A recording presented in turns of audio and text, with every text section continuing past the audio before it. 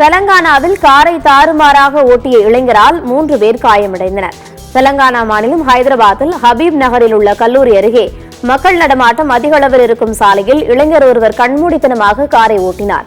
மக்கள் மற்றும் வாகனங்கள் மீது காரை உரசியவாறு சென்ற நிலையில் பின்னர் அங்கிருந்த செல்வதற்காக ரிவர்ஸில் காரை இயக்கினார். இதுகுறித்து அப்பகுதியினர் காவலர்களிடம் புகார் அளித்த நிலையில் விபத்து ஏற்படுத்திய இளைஞரை காவலர்கள் விரட்டி பிடித்து கைது செய்தனர்.